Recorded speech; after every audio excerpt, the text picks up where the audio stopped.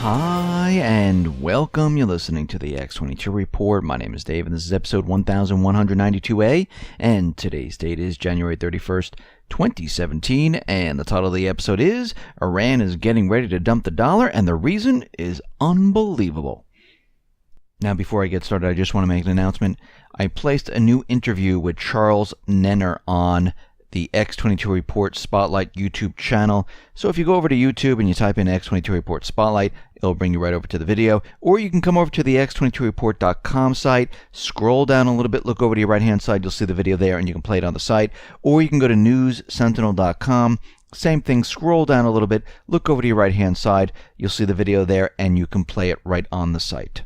Let's get into the economic collapse financial news.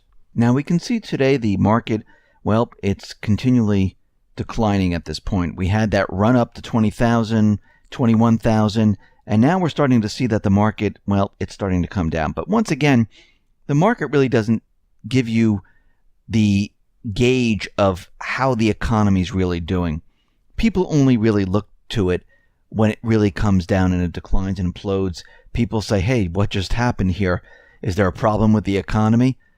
The economy behind the scenes, behind all of this, well, it's been deteriorating for quite a while. And there are countries all around the world that are doing terribly. I mean, the countries in Europe, well, their unemployment rate has been between 9.5% and 10.5% since 2008. Now, they're telling us that it's come down a little bit and things are improving, but we have to remember the central bank in Europe, well, they're monetizing. They're buying up corporate debt. They're buying bonds. They're creating currency. And we see right now this is what all the central banks are doing because in the end stages, this is all they can do. Now, in Greece, they are continually getting loan after loan after loan, and they're going further and further into debt.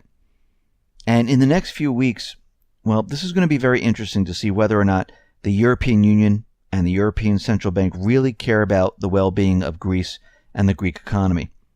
And we know that the IMF, well, they didn't want to give a bailout in 2015 because they wanted some of the debt written off.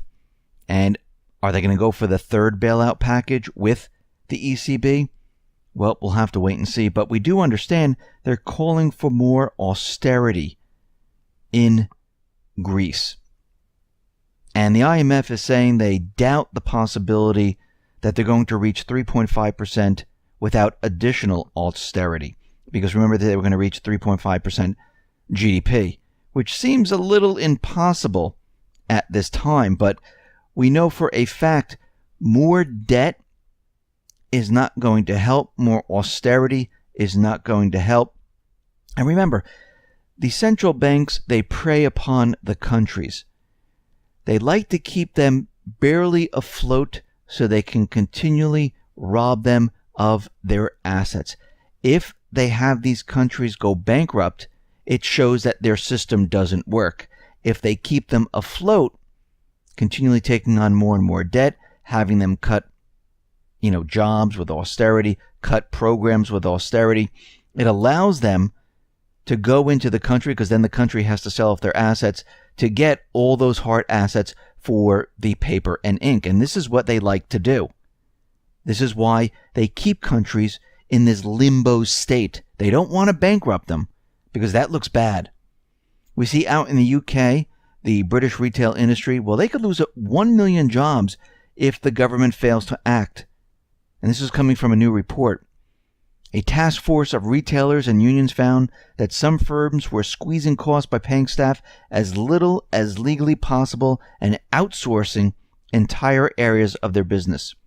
And of course, they're saying that online business is really hurting their sales, not the economy, not that people don't have jobs, nothing like that. Even in Germany, they're saying that retails dropped unexpectedly in December. Now, they're blaming that on the deadly terror attack in the marketplace.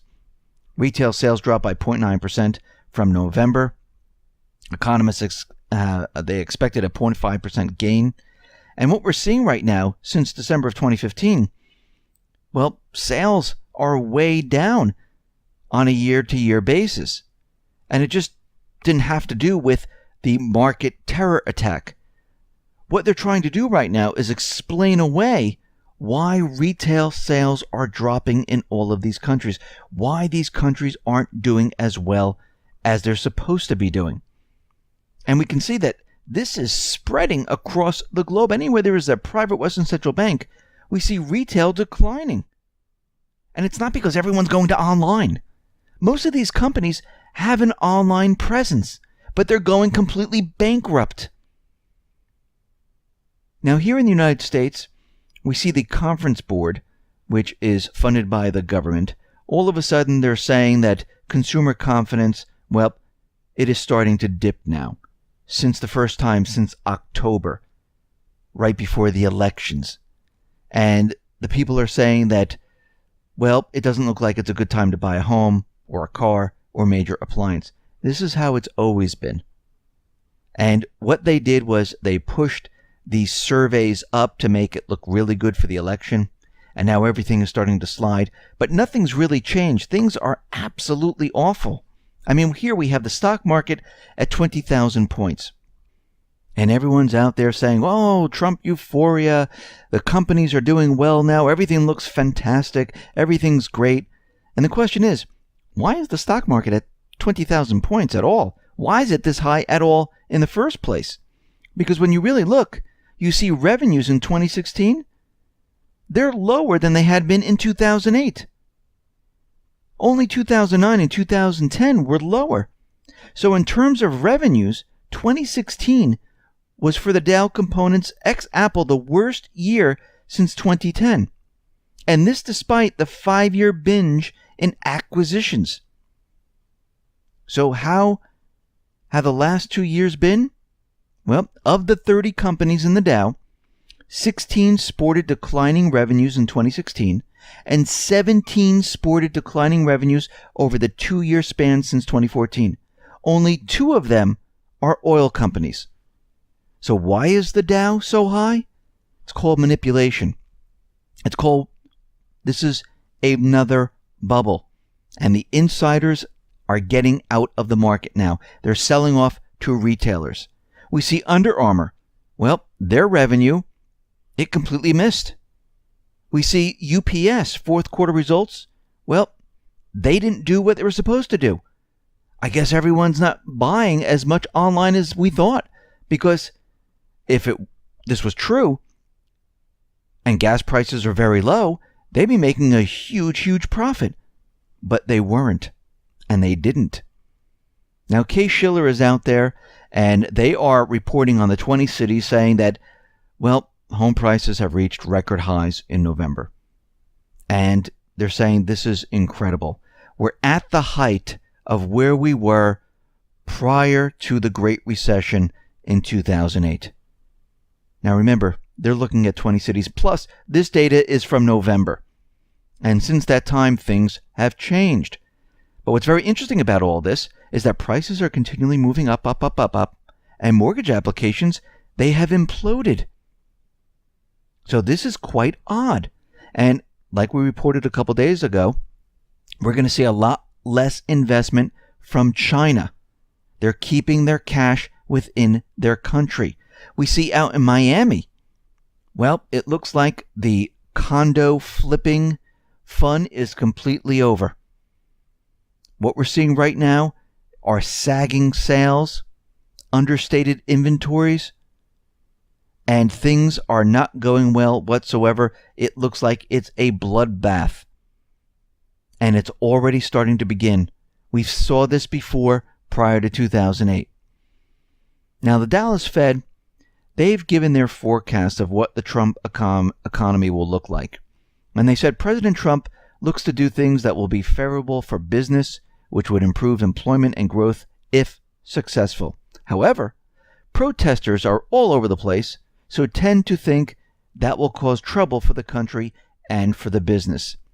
Well, that is true. Chicago Business Barometer was revised lower in December and then crashed lower in January to 50.3. New orders, employment inventories, well, they all fell. Now, the last time it was lower was in February of 2016, and we are approaching the recession area once again. So it shot up right before the elections, and we're back to where we were prior to the elections. Amazing. Now, Obama is out there, and he is proclaiming that he saved the U.S. economy. And we really need to think about this, because he's out there telling us that, he was the grand master of saving the economy. And we're supposed to believe that the community organizer with zero business experience, never ran a company, nothing, led us out of a recession and kept us from the Great Depression with his financial savvy. Now, we know this is not what happened. What he did was he manipulated unemployment, he manipulated GDP, the central banks created a lot of currency, gave it to the banks took that currency, they weren't allowed to loan it out, they had to prop up the stock market. For the real estate industry, well, the central bank bought up all the toxic real estate. Banks, they didn't let foreclosures out onto the market, making prices move up. Hedge funds and investment companies were given free money to purchase thousands and thousands of houses and keep them off the market so prices move up. Foreign investors came in, and they were purchasing homes. And the everyday American, well, mortgage applications continually declined. Actually, Citibank, Wells Fargo, JP Morgan Chase, they were laying off thousands of people in their mortgage departments. Go back to 2013, do a search on Google. You will see that they were laying off their mortgage departments because they knew they wouldn't need them, because the everyday American people, well, they weren't going to be buying houses. They knew they had to depend on something else, and that was the illusion. The EU is out there. They're declaring that the US and Russia, well, they're the enemies. European Union's chief Brexit negotiator Guy Verhofstadt said that Trump is part of the problem. He's undermining the European Union. Putin is the problem. And they're to blame for what is happening in the EU. If it wasn't for them, the EU would be fine. No. They ran the economies into the ground. The people understood this. They realized that this was not going to work. And the people decided, we don't want this anymore. Now, Iran is out there, and they are saying they're going to be dumping the US dollar in response to Trump's travel plan. Now, we have to go back in time here, because in February of 2016, we reported on this. The title of the episode was Countries Are Dumping U.S. Assets and Iran Will Not Use the Dollar for Oil Trade. This is episode 888. They're saying we're going to be dumping the U.S. dollar. Well, so let's see. We need to go backwards here for a second here.